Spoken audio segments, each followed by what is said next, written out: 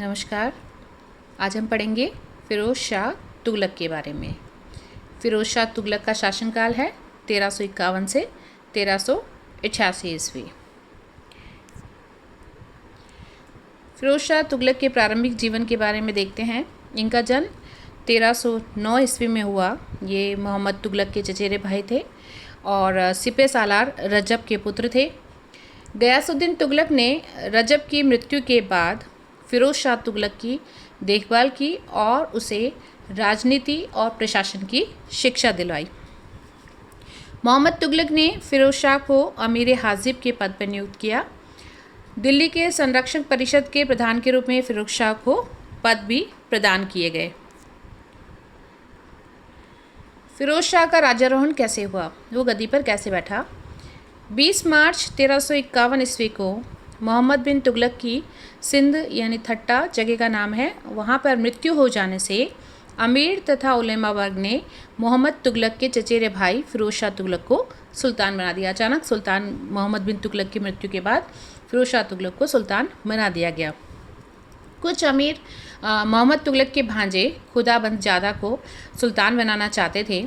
ये उलेमा के सहयोग से 22 मार्च 1351 ईस्वी को थट्टा में ही फ़िरोज़ का राज्याभिषेक संपन्न हुआ और मार्ग में सिंध से दिल्ली तक फ़िरोज़ शाह मस्जिदों, दरगाहों और खानकाहों यानी आश्रमों को दान देता हुआ एवं उनकी दुआएं लेता हुआ दिल्ली पहुंचा था।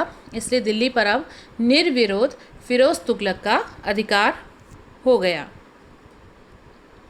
प्रारंभिक जैसे सिंहासन पर बैठा तो फ़िरोज़ तुगलक के सामने कई समस्याएं आई। उनमें से कुछ समस्याएं थीं। राज्यारोहण के समय राज्य में सभी जगह अव्यवस्था फैली हुई थी।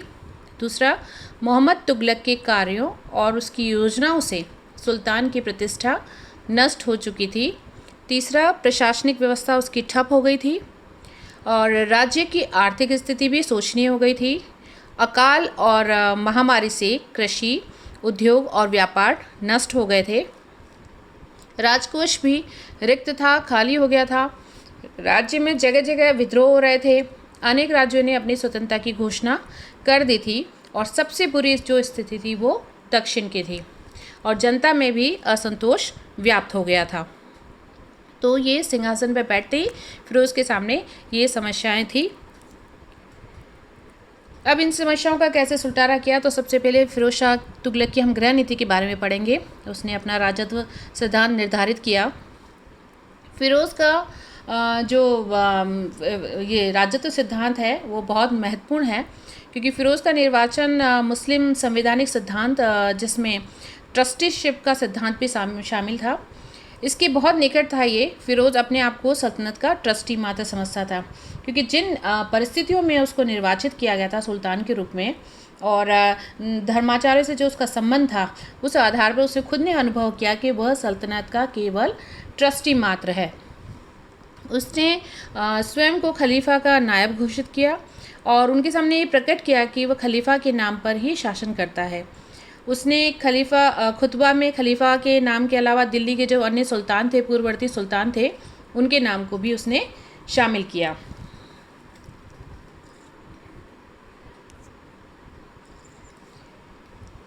फिर फ़िरोज़ के शासनकाल में उलेमा वर्ग का जो प्रभाव था वो बहुत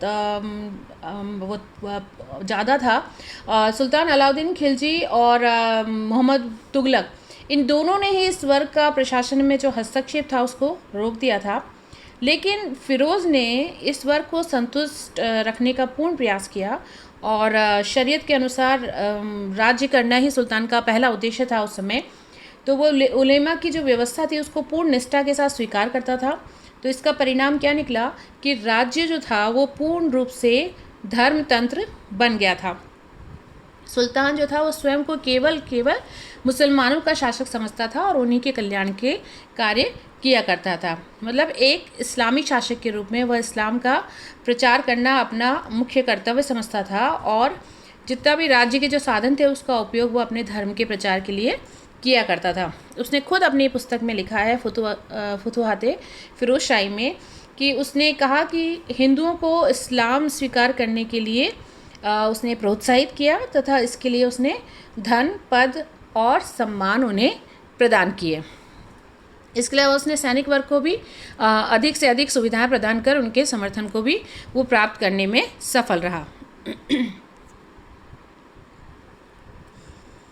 फिरोज शाह न तो योग्य सेनानायक था और न ही कुशल प्रशासक, फिर भी उसके शासनकाल में शांति और व्यवस्था कायम रही।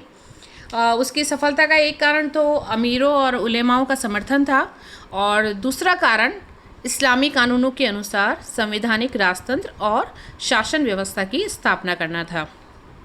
एक अन्य कारण सामान्य शासन कार्यों में कम से कम वो हस्तक्षेप करता था। उसने अपने मंत्रियों और अधिकारियों पर पूरा विश्वास किया और फिर उन्होंने भी उसके साथ कोई विश्वासघात नहीं किया।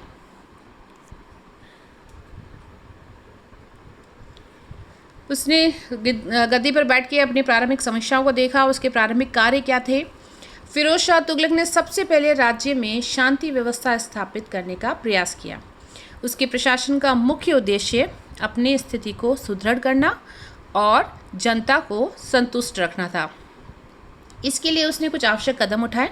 पहला, फिरोज तुगलक ने सबसे पहले 2 करोड़ टंका का जो तकाबी ऋण था उसको माफ़ कर दिया और इस जो मोहम्मद तुगलक जी ये जो दिया गया था, ये मोहम्मद तुगलक के काल में दिया गया था। इससे किसानों को बहुत राहत मिली और इस उदार कार्य से ये वर्ग उसका समर्थक हो गया। दूसरा, ख्वाजा जहाँ ने मोहम्मद तुगलक के जिस तथाकथित अल्पवयस्क पुत्र को गद्दी पर बिठाया था उसके प्रति समर्थन प्राप्त करने के लिए उसने बहुत सा जो धन था वो दिल्ली के अधिकारियों और लोगों में बांट दिया था। तो क्योंकि वह सब डरे हुए थे कि उनसे ये धन वापस लिया जाएगा, तो जो कि अलाउद्दीन खिलजी और गयासुद्दीन तुगलक के समय ऐसा हो चुका था, लेकिन सुल्तान फिरोज़ ने इस मामले में उदारता प्रदर्शित करी और इस धन को वापस लेने का विचार त्याग दिया और साथ में इन लोगों को उसने क्षमा भी कर दिया। मोहम्मद तुगलक ने जिन लोगों का वध कराया था, अंग भंग कराया या उन्हें यातनाएं दी थी, उनके या उनके वारिसों को सुल्तान ने धन देकर संतुष्ट किया और उनसे क्षमा पत्र भी लिखवाए कि उन्होंने स्वर्गीय सुल्तान को क्षमा कर दिया है। इससे जो नया जो शासन था उसकी न्यायप्रियता और उदारता में लोगों का विश्वास स्थापित हुआ। चौथा काम उसने किया, मोहम्मद तुगलक के काल में राजनीतिक अपराधों के लिए कठोर दंड देने की नीति थी, जिसमें यातना देना, कोड़े लगवाना, अंग भंग करना, मृत्युदंड देना, जीवित खाल खिंचवाना, ऐसे इस तरह के विभत्स कार्य इसमें शामिल थे। तो उसके शासनकाल में जो था वो अंतिम वर्षों में क्या हुआ कि इस प्रकार के जो दंड की जो चरण था ना वो बहुत हाई लेवल पर पहुंच गए थे। तो सुल्तान फिरोज़ ने इस प्रकार की दंड व्यवस्था को पूरी तरीके से समाप्त कर दिया, जिससे सुल्तान की इस उदारता से भय और आतंक का जो वातावरण था वो समाप्त हो गया। और ये उस समय जो मोहम्मद तुगलक के शासनकाल में बना था ये पूरी तरीके से उन्होंने इसको समाप्त कर दिया। तब लोगों ने राहत की सांस ली। तो बर्नी इसके बारे में लिखते हैं कि इस नीति से राज्य में स्थायित्व स्थापित हुआ। अधिकारी वर्ग की सद्भावना और विश्वास प्राप्त करने के लिए फिरोज़ तुगलक ने 2 कार्य किए। एक तो उनके वेतन और भत्तों में वृद्धि कर दी और उनके हिसाब किताब की जांच के समय जो उन्हें यातनाएं दी जाती थी फिरोज़ ने उन्हें पूरी तरीके से बंद करा दिया। इसके अलावा उनकी कार्यवाही जो भी वो काम करते थे उस पर निगरानी रखने के लिए गुप्तचर रखे जाते थे, तो उन्हें भी फिरोज़ तुगलक ने हटा दिया। फिरोज़ को राजगद्दी अमीरों और उलेमा के सहायता से ही मिली थी, तो उसने शासक बनते ही इन 2 वर्गों को संतुष्ट करने की नीति अपनाई। अमीरों की जागीरें, पेंशन तथा उन्हें दी जाने वाली जितनी भी सुविधाएं हैं वो सब बढ़ा दी गई और उलेमा को संतुष्ट करने के लिए शासन और राजनीति तथा धर्म और कानून में उनका वर्चस्व उसने पुनः स्थापित कर दिया, जो कि मोहम्मद तुगलक और अलाउद्दीन खिलजी के समय उन्हें नहीं दिया गया था। लेकिन फिरोज़ तुगलक ने ये सब चीज़ें वापस शुरू कर दी। सुल्तान बिना उनकी सलाह के कोई कार्य नहीं करता था और उन्हें आर्थिक लाभ भी दिए गए, उनकी जागीरें वापस कर दी गई तथा अन्य जितनी भी सुविधाएं थी वो उन्हें दी गई। फलतः उलेमा ने कभी भी सुल्तान का विरोध नहीं किया। फिरोज़ तुगलक की राजस्व नीति। फिरोज तुगलक जब सिंहासन पर बैठा तब तक राज्य की जो अर्थव्यवस्था थी वो बिल्कुल नष्ट हो चुकी थी। राजकोष खाली हो गया था तथा करों का भी संग्रह नहीं हो रहा था और युद्धों और अकालों के कारण जनता की जो आर्थिक स्थिति थी वो बहुत खराब हो चुकी थी। तो ऐसी स्थिति में एक सुनियोजित और दूरगामी आर्थिक नीति की आवश्यकता थी जिससे राज्य के राजस्व को पुनर्गठित किया जा सके। तो फिरोज ने इस आर्थिक विपन्नता को दूर करने के लिए राजस्व व्यवस्था में कुछ आवश्यक सुधार किए। फिरोज के सामने सबसे पहला कार्य राजस्व जमा का सही निर्धारण करना था। अभी तक जिस जमा के आधार पर राजस्व वसूली की जा रही थी उसके आंकड़े जो थे वो विश्वसनीय नहीं थे, वो पूरे नहीं थे। इसलिए उसने सबसे पहले अपने अनुभवी राजस्व अधिकारी थे हिसामुद्दीन, उसको संपूर्ण राज्य की अनुमानिक आय का विवरण तैयार करने को कहा। फिर हिसामुद्दीन ने विभिन्न प्रांतों का पहले दौरा किया और दौरा करके राजस्व संबंधी जितने भी रिकॉर्ड थे सारे रिकॉर्डों की जांच की और 6 साल में 6 वर्षों के कठिन परिश्रम के बाद राज्य का जो राजस्व है वो 6 करोड़ 85 लाख टन का वार्षिक निश्चित किया गया। फिरोज तुगलक ने जो पहले के जो तकावी ऋण थे उनको बंद कर दिए जो मोहम्मद बिन तुगलक के समय लिए जाते थे। सरकारी कर्मचारियों का वेतन इस उद्देश्य से बढ़ा दिया गया कि वे ईमानदारी से कार्य कर सकें। राजस्व पदाधिकारियों को उन्होंने फिर से अपनी जागीरें दे दी जो मोहम्मद बिन तुगलक के समय ले ली गई थी। कर उत्पादन के आधार पर निश्चित किए गए, जो टैक्स का जो लागू करने का था वो उत्पादन के आधार पर निश्चित किया गया। और उसकी आत्मकथा फतुहत फिरोज शाही के अनुसार सुल्तान ने मकान, चारागाह, इन सब पर जो लगाए गए 24 कर थे, 24 टैक्स जो थे उन करों को वापस ले लिया। फिरोज तुगलक ने राज्य में मुख्यतः 4 कर वसूले। पहला खराज जो था वो भूमि कर था। दूसरा जकात, ये केवल मुसलमानों से 2.5% की दर से वसूला जाता था जो मुसलमानों के कल्याणकारी कार्यों पर ही खर्च किया जाता था। तीसरा कर था जजिया, ये गैर मुसलमानों से लिया जाने वाला एक विशेष कर था। गैर मुस्लिमों से यानी हिंदुओं से, काफिरों से लिया जाने वाला एक विशेष कर था जो इस्लामी राज्य में उनकी जान माल की हिफाजत के लिए लिया जाता था। और ये जजिया कर जो था वो कठोरता से वसूल किया जाता था। फिरोज से पहले के शासकों ने ब्राह्मणों को जजिया से मुक्त कर रखा था, ब्राह्मणों के ऊपर जजिया कर नहीं था, लेकिन फिरोज तुगलक ने ब्राह्मणों पर भी जजिया कर लगा दिया तथा उनसे भी इस कर को कठोरता से वसूल किया।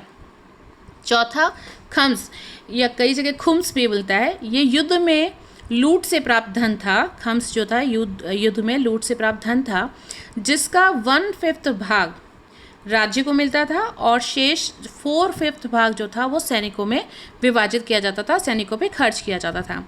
फिरोज़ के जितने भी पूर्ववर्ती सुल्तान थे उन्होंने 4/5 भाग तो अपने पास रखा और 1/5 भाग जो था वो सैनिकों को दिया। लेकिन फिरोज़ ने इस्लामी प्रथा के अनुसार 1/5 भाग अपने पास रखा और 4/5 भाग सैनिकों के लिए छोड़ दिया।